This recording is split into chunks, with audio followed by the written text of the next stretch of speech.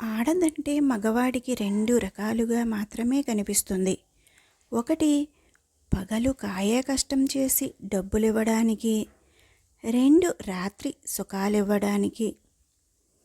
ఈ దేశపు దౌర్భాగ్యం ఏమిటో కానీ చచ్చో పుచ్చో ఎవడో ఒక మగవాడి అండలేకపోతే జీవితం గడవదనే అనుకుంటారు ఎక్కువ మంది ఆడవాళ్ళు. ఆ క్రమంలో ఆ ప్రేమతత్వంలో తమ వ్యక్తిత్వాన్ని, స్వాతంత్ర్యాన్ని, స్వేచ్ఛని కూడా వదిలేసుకొని బానిసైపోతారు. ఈ కథలో జరిగింది అదే. కానీ దుబాయ్ నాగమణి చచ్చిపోయిందనగానే అందరూ నోరెళ్లబెట్టారు. నాగమణి చావు కబురు తెలిసిన తర్వాతనే చాలామందికి నాగమణి గుర్తొచ్చింది. అంతవరకు బతికుందో లేదో పట్టించుకున్న వాళ్లే లేరు. దాదాపు 25 ఏళ్ల కిందటి మాట. గోదావరి జిల్లాల్లో చాలామంది చెట్టు కాలిపోతుంటే ఎగిరిపోయిన పిట్టల్లా దుబాయ్ విమానాలు ఎక్కేశారు. ఊరి దాటి వెళ్ళని నాగమణి దుబాయ్ వెళ్ళినప్పుడు అందరూ ఆశ్చర్యపోయారు. నాగమణి దురదృష్టాన్ని తలుచుకుని జాలిపడ్డారు.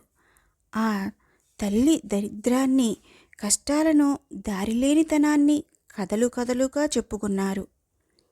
నాగమణి పెద్దగా చదువుకోలేదు. మంచి వరి పంట పండే ఎకరం పొలం, 10 కాసుల బంగారం, ఓ మోటార్ బైక్ ఇచ్చి అన్నింటికీ మించి నాగమణి 100 ఏళ్ల జీవితం కలిపి సత్తయ్య చేతిలో పెట్టాడు నాగమణి తండ్రి. నాగమణి మొగుడు ఊళ్ళో ట్రాక్టరు రిపేరు షాప్ పెట్టాడు. అయితే షాపులోనే సాయంత్రం మందు పార్టీలు పెట్టేవాడు. హ్యాంగోవర్ దిగకో ఎక్కకో పొద్దుహేళ్ల షాపులోనే పేకాట పెట్టాడు. పెద్దోళ్ళు అందరూ వయసులో కాదు, డబ్బులు సంపాదించే దారిలో ఉన్నవాళ్ళు. చీట్ల పేక చుక్కలతోనే ఫ్రెండ్షిప్పులు పెంచుకుని రకరకాల లావాదేవీలతో లక్షలు గడిస్తున్నారు. అదేంటో లక్ష్మీదేవికి అక్కడ రాని మొహమాటం కోసం సత్తయ్య లాంటి మధ్యతరగతి వాళ్ళు పని చోటులో పేకాట ఆడితే వస్తుంది. లక్ష్మీదేవికి కోపం వచ్చింది. ఆ ఊళ్ళో ట్రాక్టర్లు రిపేర్ చేయడానికి మరో షాప్ వచ్చింది. కానీ సత్తయ్యని, వాడి బతుకుని రిపేర్ చేయడానికి ఎవరూ రాలేకపోయారు. పెళ్ళాం మెడలో బంగారు నగలు కానీ, పొలం కానీ మొదట తాకట్టే పెట్టాడు. ఆ తర్వాత వాటికి వడ్డీలు కట్టలేక అమ్మేయాల్సి వచ్చింది. అప్పుడు మొదటే అమ్మేయాల్సిందిగా అని నాలిక కరుచుకున్నాడు. ఈ దిగజారుడు, తెగనంబుడు కూడా త్వరగా జరగలేదు. నాగమణికి 3 పిల్లలు పుట్టేంతవరకు జరిగింది. ఓ కూతురు, 2 కొడుకులు. ఒక్క రాత్రి కాపురం చేస్తే పిల్లలు పుట్టేస్తారు. కానీ పోషించడానికి ఎన్ని వందల, వేల రోజులు పనిచేయాలో లెక్క ఉండదు.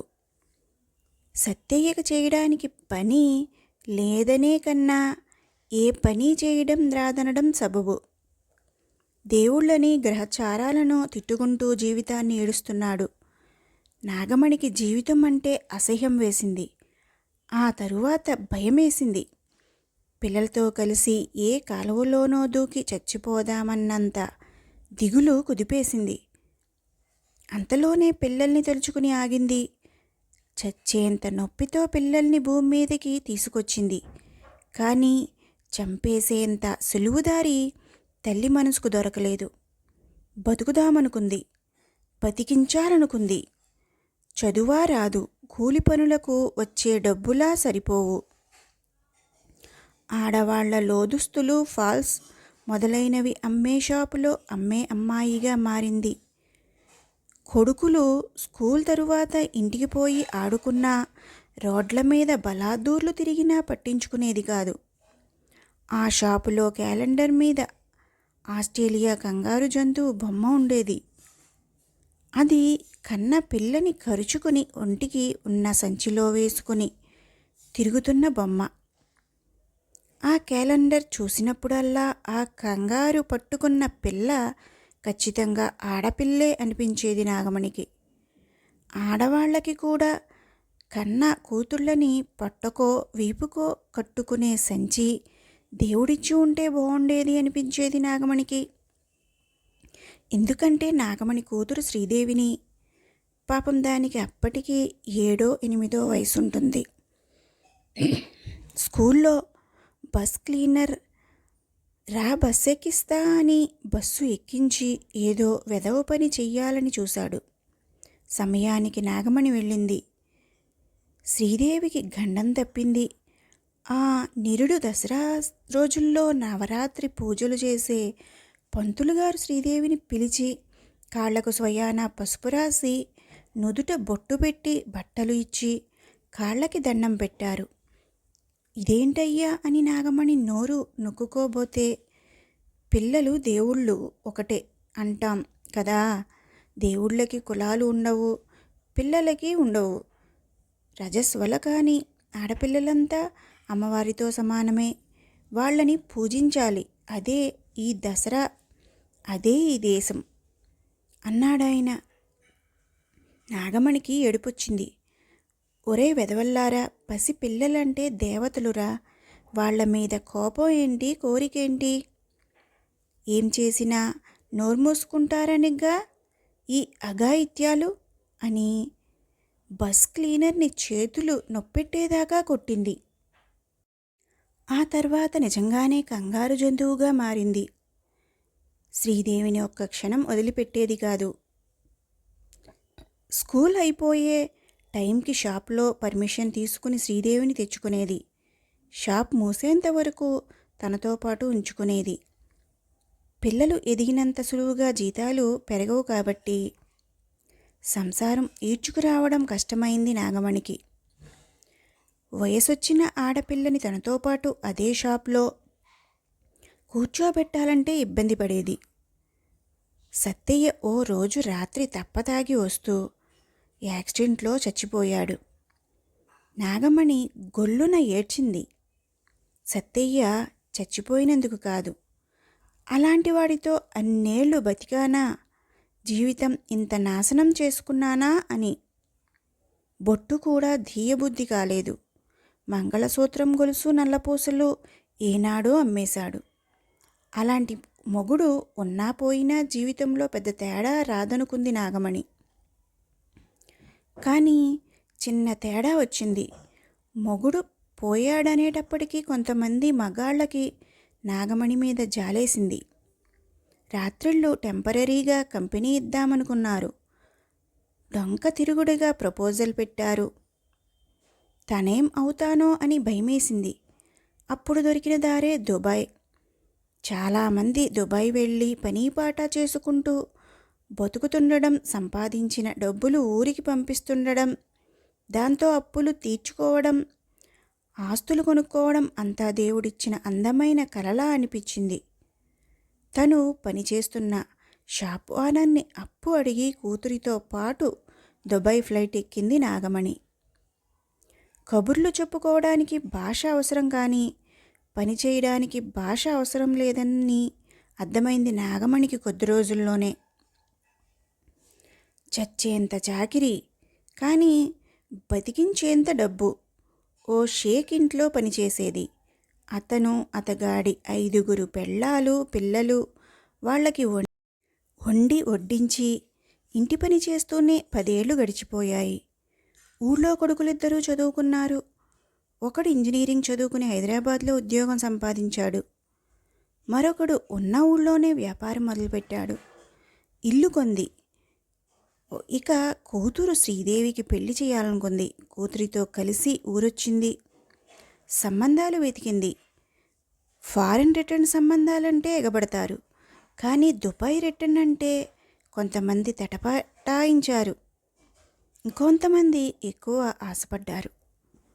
కిషోర్ బాబు శ్రీదేవిని పెళ్లి చేసుకుంటానన్నాడు, కానీ ₹1,00,00,000 కట్నం అడిగాడు. అంత ఇచ్చుకోలేనో 10-25 ఇస్తానంది నాగమణి. వాయిదాల పద్ధతి మీద ఇచ్చినా అడ్జస్ట్ అవుతానన్నాడు కిషోర్ బాబు. చివరికి ₹40 లక్షల కట్నం, 20 కాసుల బంగారం ఇచ్చింది. అది బ్యాంక్లో బ్యాలెన్స్ ఉండి కాదు, కట్టిన ఇంటి మీద అప్పు తీసుకొచ్చి ఇచ్చింది. అయినప్పటికీ కిషోర్ బాబు సనుగుతూనే ఉన్నాడు. పిల్లలు సెటిల్ అయిపోయారు కదా, తను ఊళ్ళోనే సెటిల్ అవుదామనుకుంది నాగమణి. బేతాళుడు చెట్టెక్కినట్లు అప్పులు మళ్ళీ చెట్టెక్కి కూర్చున్నాయి. శ్రీదేవి పెళ్ళి 16 రోజుల పండగ పూర్తి కాకుండానే మళ్ళీ దుబాయ్ ఫ్లైట్ ఎక్కింది నాగమణి. పుట్టిన తరువాత ఎన్నడూ వదలని కూతుర్ని వదలాల్సి వెళ్తున్నందుకు బాధపడింది. తప్పదు, సంసారం అనేది చిన్న బాధ్యత కాదు. అది ఆడపిల్ల తల్లికి. ఇక్కడ శ్రీదేవి పరిస్థితి ఇదే.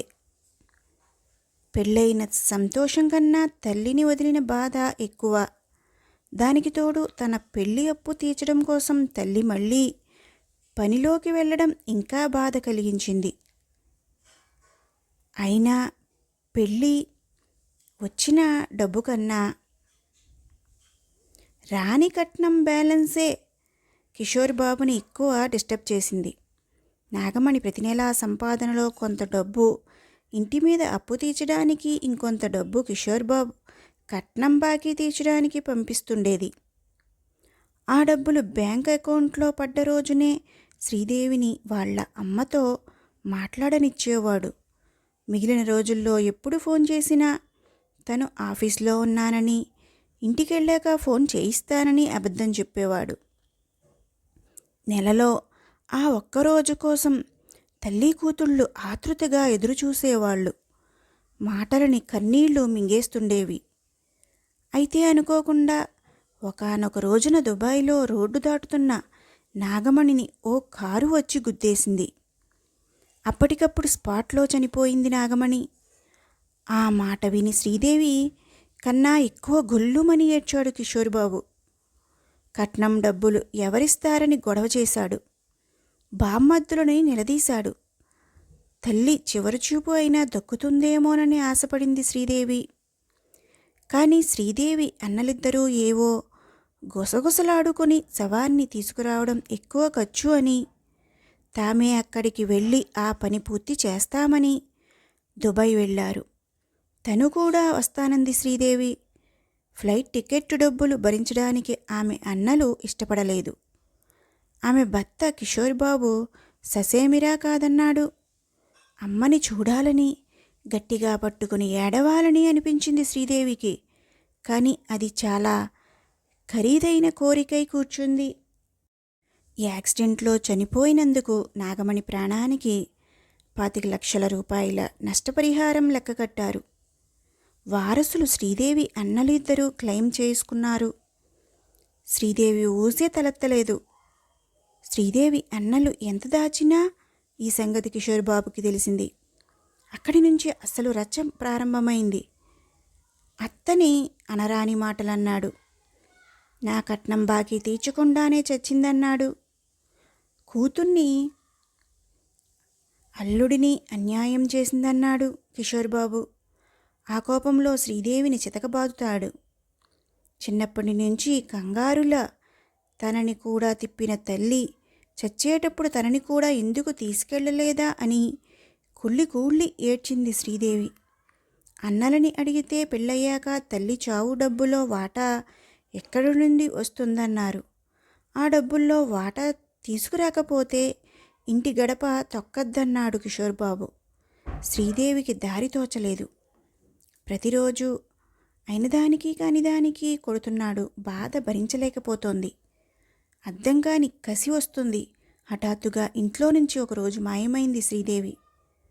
మొదట అలిగి అన్నల దగ్గరికి వెళ్ళిందేమో అనుకున్నాడు కిషోర్ బాబు. తర్వాత చచ్చిపోయిందేమోనని భయపడ్డాడు.